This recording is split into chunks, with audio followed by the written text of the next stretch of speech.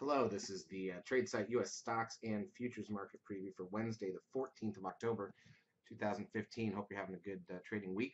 Here's a look at the ES front month futures contract. This is the daily chart. You can see that we've held now above the 61.8% fib retracement for a couple of days anyways here, and now folded back underneath it. This is from the August plunge. So it'll be interesting to see where we go from here. We didn't really hold it with any volume. There's been little volume on Monday because of the holiday, and really very bad volume on Tuesday. We'll look at that in a moment. So getting back above that line did not excite the market at all. And now we're slipping back into it. We are in the middle, or at least the beginning of core earnings season. We have completed the first day of 8 days. Core earnings takes up the 8 days starting today, Tuesday, Wednesday, Thursday, Friday, and then next Monday, Tuesday, Wednesday, Thursday. So most of the earnings will come out next week, Tuesday, Wednesday, Thursday. The market looks for guidance from those earnings. It's a gappier environment typically. A lot of professional traders kind of sit out or do less trading during this period.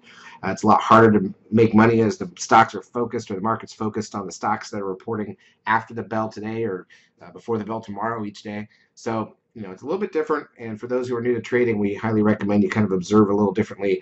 We teach this in part of our program. It's very important that you understand what to look for in these scenarios.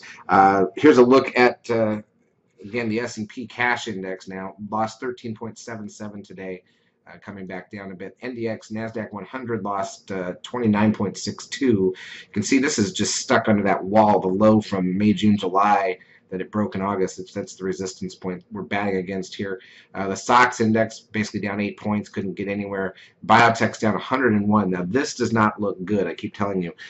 This is kind of an extended bear flag on the daily chart, stuck under the lows from August. And remember, as go banks and biotechs, so goes the market. So that's not a positive. The VIX was up $1.50, but that only puts it back to 1767. We had the trend close at 1.84.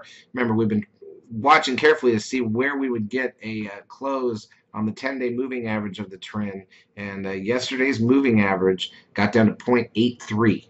So we dropped off a couple of lower days, and so this is important because when you get a reading, a 10-day moving average reading under 0.85 on the trend, it usually leads to a decline in the market. And so here we are. Yesterday we got that reading, no volume after we were above that key fib level in the market, and now today here we are rolling over in the market. So just let's be aware of that, because that is a key signal. It doesn't happen often. It's probably right about 80-90% of the time. NASDAQ volume, again, Monday doesn't really count because it was a bank holiday here in the U.S.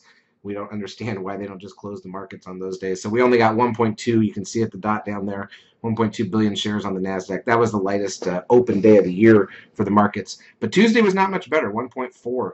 It's probably about the 6th or 7th lightest day of the year as we head into earnings. So it feels like everybody's waiting for these earnings to kick in, of course. We've got the advanced decline ratio here. Plus 452 on the NASDAQ. I'm sorry, negative 1290 on the NASDAQ for the session, negative 1383 on the New York. So, by the way, the advanced decline ratio, if you look at that 10-day moving average on these, had reached up to the highest point of the year on the 10-day moving average. So, in other words, we had a lot of breadth in the last few days of movement to the upside, but it's stalling out here now with the market. Google up 6.74, heading towards that risk line on the Comer. I'm sorry, the seek or sell signal from a while back. Here's Apple. Up 19 cents, basically a flat down Apple. We made some money on the long side of Amazon today, but it actually closed down $1.29. Here's Netflix down $3.72. Crude oil closed down to just a few pennies at $46.62, and gold was up 3.8, back to basically 2-month, 3-month highs here on oil. All right, let's take a look at the intraday action so we know where we're at. We did not do one of these videos last night because we were coming off of the Monday semi-quasi holiday. So here's both Monday and Tuesday and last Friday. Monday was a flat opening and it's expected a flat session. You can see the volume was non-existent. So then Tuesday we gapped down. We head up, we filled the gap about an hour in, tried to push higher once more and failed. That was pretty much the range for most of the day until the last little run of time here, and then we closed at the lows. Intel reported after the bell, kind of all over the place on Intel. So we'll see what that means for tomorrow morning once they've had a chance to digest the news. And that's about it. We have PPI in the morning, retail sales, business inventories 30 minutes in, Fed Beige Book an hour in, and then still the bulk of the data for this week coming after this. A lot of data Thursday and even Friday.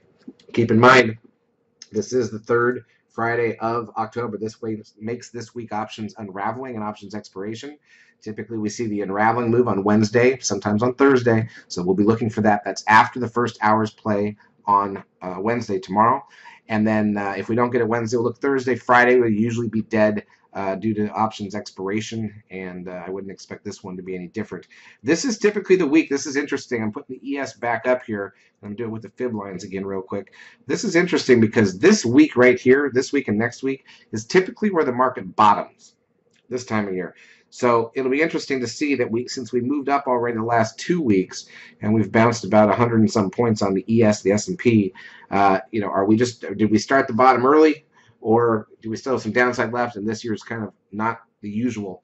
Be interesting to see how that plays out. So we'll be looking at that every night. But again, core earnings season, options expiration, which means options unraveling potentially tomorrow. That type of stuff is what we're focused on in the lab. We do now offer a money-back guarantee on the stock program, our 6-month stock mentorship program. You can find details of that on the website. Charts, as usual, brought to you by eSignal 12. If you've not taken a trial of our services, feel free to do so. Have a great trading day.